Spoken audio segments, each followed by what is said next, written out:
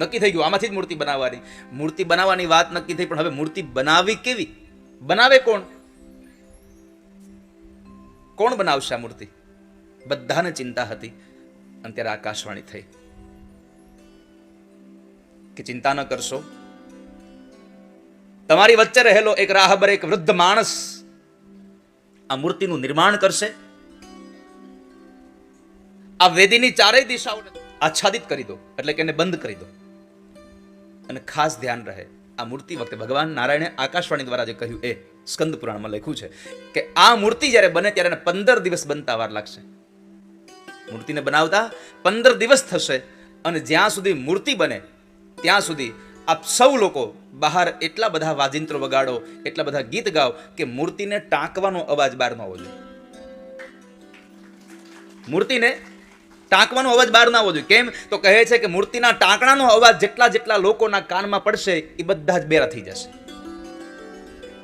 બીજું, કોઈ પણ માણસ આ મૂર્તિને જોવાની જરાય પણ અપેક્ષા ન રાખે જ્યાં સુધી બને છે ત્યાં સુધી.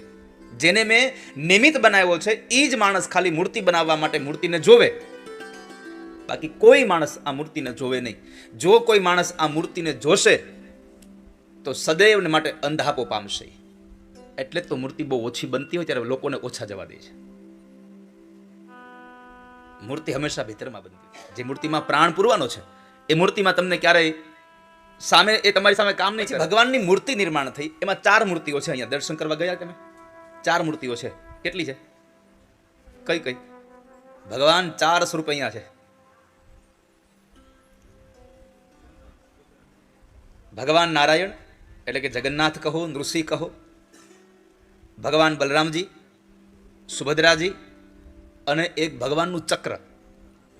ભગવાનનું ચક્ર જે છે એ ભગવાનના આ જે વૃક્ષ આવ્યું હતું ને ત્રણેય, એમાંથી જ એક શાખામાંથી બનેલું ચક્ર છે. ભગવાનના 4 એ સ્વરૂપો છે.